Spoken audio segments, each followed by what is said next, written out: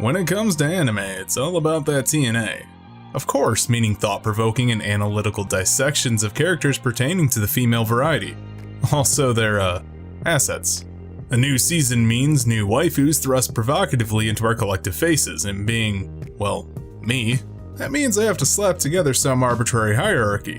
So looking at the characters, their arcs, and whether their racks are big enough to collapse into a singularity under their own mass are factors I'm looking at. The good news is we had some solid picks this season from great shows, which makes deciding so damn hard. And with that, let's get into picking the trash tier waifu for 2020. Settling in as the foundation of this list is Jiro from My Hero Academia. Do I even need to elaborate? Well, no, but that's not really how YouTube works, now is it? Jiro's a nice break from traditional tropes in anime, by being a chill girl rocking a nice punk aesthetic, but doing her best at being awesome to everyone around her. I like her a lot this arc, due to focusing on her personality, mentality, and showcasing just how cool she can actually be. Like basically making sure her class's live performance goes off without a hitch and shouldering a ton, pushing herself outside her comfort zone, and making so damn many people happy. Besides, if that smile didn't move you, you're probably dead inside already. On to number 9, and we've got something a bit out of the ordinary. Maidori from Ishizuka Reviewers is pretty much everything you'd want in a waifu. A spunky sort of girl, hopelessly in love, giant tits, can literally lay you breakfast, and able to unleash hell with impeccable comedic timing.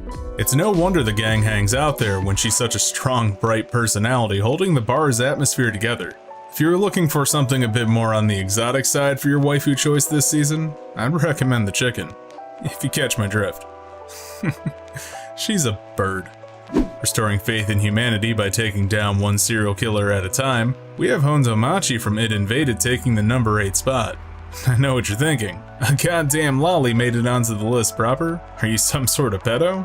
And my response is, why does every smaller woman have to be a lolly? It's pretty damn wholesome seeing a petite woman doing adult things like fighting crime, subverting damsel in distress tropes, and holding down a predominantly male career, and thriving in it. But don't let that cute face lull you into a false sense of security. She's a firecracker deep down who has no qualms about killing you. Up next on the runway, in this video pretending to treat fictional women as more than just objects and failing, is Chiyuki from Runway de Warate. You see what I did there? Determination sort of sums up this character in a nutshell, and seeing that passion put into a lifelong dream despite being told time and time again to quit is really endearing. Her initial stuck-up attitude comes off as stereotypical at first, but belies a sweet understanding of those around her, helping some random guy at her school get on track to be a fashion designer, with her doing the modeling. Not to mention she's just cute as hell. And somehow returning by death this season is the main heroine from Re:Zero. Number 6 goes to Emilia with her adorable face and naive moe blob personality.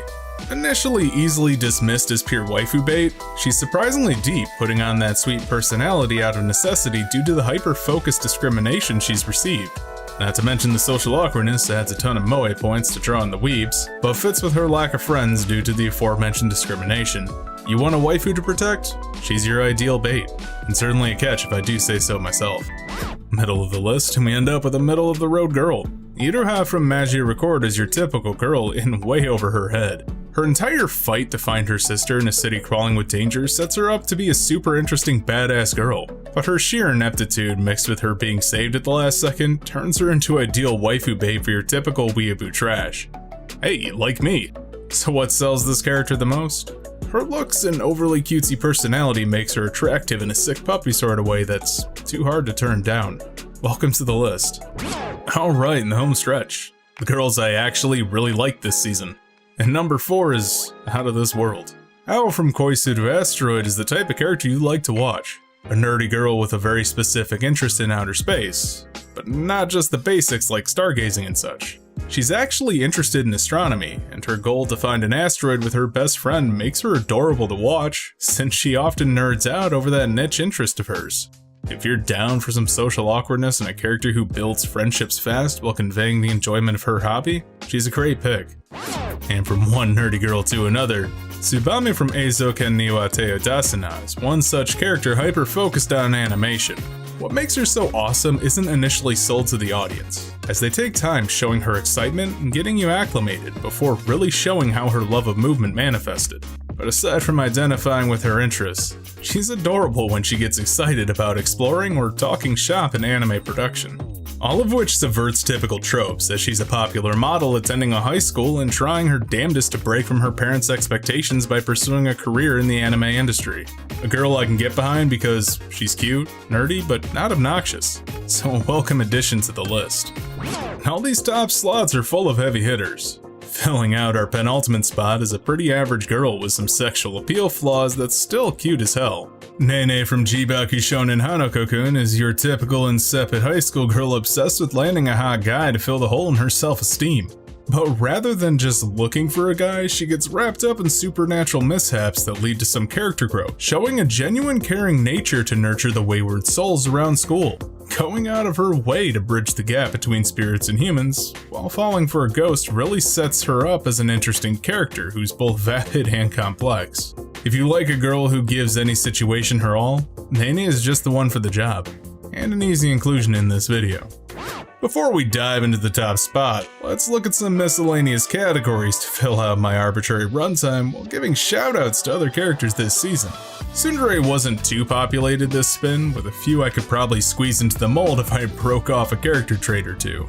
But rather than that, I'd prefer to just go ahead and give my top pick this season to a girl whom I actually liked.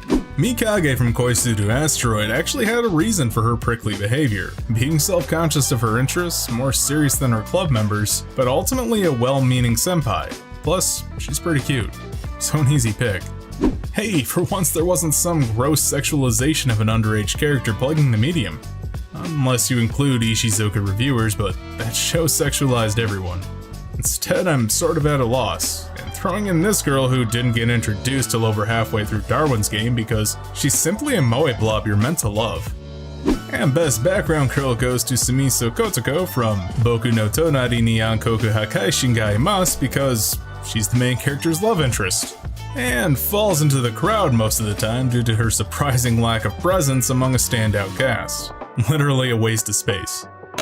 Alright, get that piece of garbage out of my way so we can move on to the top spot.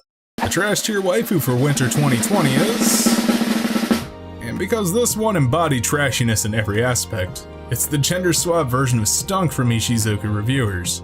I know, that's a cop-out, but I've got to take advantage of a canon loophole thrown my way when I can. A dude trapped in a girl's body, and attractive? But she only cares about getting laid with other women, and has the typical male outlook of perpetually horny. Oh, and a killer rack because why not? This might just make you lose faith in humanity, since it's a lesbian sexual predator in the making. Hey, you made it to the end of the video. Don't forget to like, comment, subscribe, and do all the other YouTube stuff to help the channel grow. You can also check out my Discord with a link in the description. And if you really want to support me, you can head on over to my Patreon where you can pick up some extra perks like voting on what I do next. Thanks for watching.